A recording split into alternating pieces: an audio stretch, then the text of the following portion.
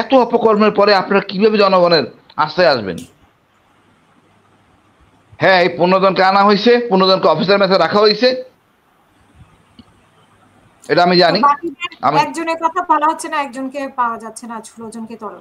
সে কিন্তু তার যারা কথাই তো সাবেক, আপা এত তাদের তাদের না তাদের সাবেক দায় পুলিশ মানে না না তাদের আপা আপা সাবেকের দায়িত্ব সেনাবাহিনীর না, সাবেকের দায়িত্ব সাবেকের পুলিশের। দায়িত্ব সরকার। পুলিশ। মানে সাবেকের দায়িত্ব পুলিশের, ওরা আর্মিতে রিটায়ারমেন্টের পর দায়িত্ব নাই। কথা হলো এই যে একজন বিস্ফোরা, এই একজনের জন্য এতগুলো লোক মারা গেছে, সে কনভিন্স করছে রেদওয়ানকে গুলি করো। এটা জেনারেল বললে, এই এমএসপিএম সে যখন বলে ওই লেফটেন্যান্ট কর্নেল না গুলি করে পারে, আমি তো দাঁড়াবো রাষ্ট্রের কাছে, রেদওয়ানের দণ্ড দেওয়া যাবে না, দণ্ড দিতে হবে কবিরকে। যদি সে অপরাধ করছে, হ্যাঁ দণ্ড হলে লঘুদণ্ড হবে। আপনি সেই কবিরকে ছেড়ে দিলেন, তা কি প্রমাণ করে? আপনারা এই বিপ্লব ধারণ করেন না। আর এই বিপ্লব ধারণ না করেন, প্লিজ আপনারা চাকরি ছেড়ে চলে যান। We don't want you.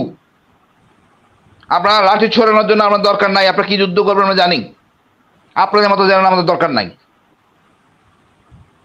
একটা আমাদের স্যার ক্ষতিগ্রস্ত অফিসারদের একটা বোর্ড বানানো হয়েছে, সেই বোর্ডটাকে অন করতেছে না। দোষ সেনাপ্রধান জড়িত নিঃসন্দেহে, মানে মানুষের কথা ফেলতে পারে না, কি হ্যাডম।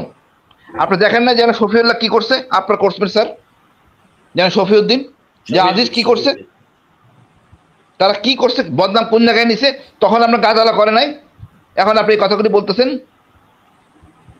জেনারেল লতিফ রিজার্ভিতে ছিল স্যার, অভিনীরুকে অস্ত্র দিয়েছিল, অস্ত্র মামলা পুলিশ নিয়ে যায় নাই। এক্সাম্পল অনেক আছে, আপনার ইতিহাস পড়েন, ইতিহাস শিখান, কিন্তু নিজে পালন করেন না। কিভাবে পারলেন আপনারা এই ডিজিএফআইয়ের ভিতরে আয়নাঘর বানাইতে? আপনার কারো বিবেক কাজ করে নাই, এটা আমাদের করা উচিত না। এই বিবেক না করার জন্য দণ্ড হওয়া উচিত।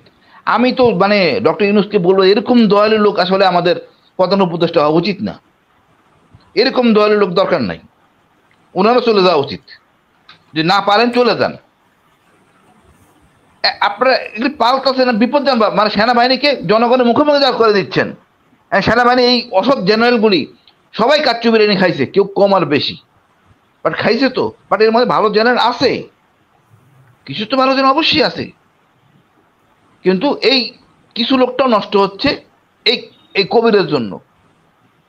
এবার আরো লোক পালাবে, তা ওরা পালালে এদের পালাতে দিলেন না, বাকি সবাই পালাতে দিলেন না কেন? তাহলে তো আমি মনে কথা ঠিক আছে। তা আপনাদের এই ধরনের আচরণ দুঃখজনক, লজ্জা। অর্থাৎ পরিষ্কার এটা আপনারা বিপ্লব ধারণ করেন না। আপনার হাসিনা প্রেমে আছেন, একবার শোনা যায় ইন্ডিমিউনিটি, আরে আশ্চর্য। আপনি আসেন, নাহলে পলান। ওই 5 জন ডিজিটি যে ভালো কাজ করছে পলাই গেছে, দায় নিয়ে পলাইছে, ধরে নিয়ে আসা হবে, অসুবিধা নাই। দে প্রুভ দেমসেলস দে আর ক্রিমিনাল। ওই 5 জনের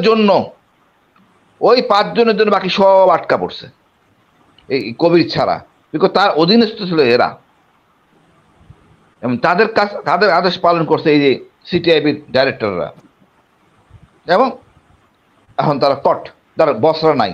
আগামীতে কি হবে চিন্তা করেন আর্মির, এই জুনিয়ররা আর সিনিয়রের কথা শুনবে না। আমাদের শিক্ষা অতীত ছিল বিডিআর মেসাকারের দিন থেকে, যে অপদার্থ জেনারেলরা, সুবিধাবাদী জেনারেল, এদের কথা শোনা যাবে না, বিবেক দিয়ে কাজ করব। এখন কত বিপদে ফেলবে স্যার আমি জানি না। দেখেন, একটা পরিষ্কার হওয়া উচিত, তারেক সাইদ লেফটেন্যান্ট কর্নেল, নারায়ণগঞ্জের ঘটনায় 7 জন, শেখ হাসিনা ক্ষমতায়, মায়ার জামাই, শেখ হাসিনা ক্ষমতা, মায়ার জামাই, কিচ্ছু করতে পারে না, আইনের হাত এত লম্বা। আর এরা আন্তর্জাতিক অপরাধ ট্রাইব্যুনাল, আপনি এখানে এটা করছেন। যদি আমরা ওই লোয়ার কোর্টে করতাম গুম মামলা, তাহলে তো ডিম থেরাপি দেওয়া হইতো। আইসিডিতে করে আপনাকে সম্মান চেয়ার দিয়ে বসানো হচ্ছে, আপনি এই সুযোগ নিচ্ছেন।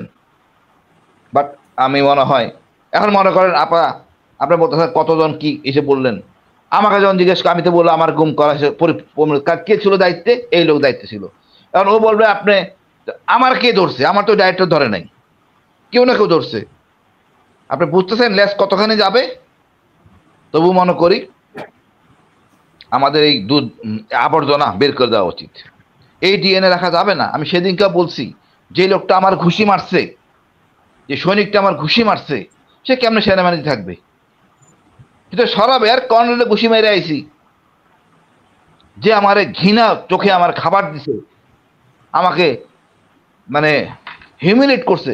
আপনারা কত নিচে নামতে পারেন আপনারা? আমি জানি না, আমি আমার বলার আপনার আবার এই যে গর্ব করেন এই অসৎ অফিসারদের নিয়ে, আপনার নিজের উচিত ছিল বাইন্দা কড়াকাটা রাখা সবগুলি রে। আমি তো দেখছি গতকাল এসি রুমে রাখছেন, ভালো থাকেন। আইন হলো আপা এদেরকে আদালতে উপর উঠাইতে হবে 22 তারিখ সম্ভবত, ওইখানে বিচারক রায় দেবেন এরা কোথায় থাকবে। আমার মাঝে মাঝে মনে হয়, কালকে আমি বলছি আমরা ওই বাইরে একটা কোনো জায়গায় সাব জেল ঘোষণা করে রাখা যায়, তো সেটা কথা না। আপনারা কিভাবে এর উপকার করব? এই নিরীহ জনগণগুলি, নিরীহ অফিসার, কিছু অফিসার আছে তো বোধাই কিছু করে সিনিয়র কথা শুনছে, আপনারা এমন কাজ করছেন আগামীতে আপনার পক্ষে জুনিয়ররা বিশ্বাস করবে না। পুরো একটা সিস্টেম নষ্ট করে দিয়েছেন, মেকানিজম। এই হাসিনা কুলাঙ্গার, তো আপনি কুলাঙ্গার বলতে পারেন না। আপনি যদি বলতেন তারেক সিদ্দিকী, হ্যাঁ ওটা পিএমজি করতেন, সেটাও করেন নাই। দায় দায়িত্ব আপনাদের। জনগণ ঢিল মারবে, রাস্তায় নামতে পারবেন না কদিন পর, যে গাদ্দারি করেন। ধন্যবাদ আপা।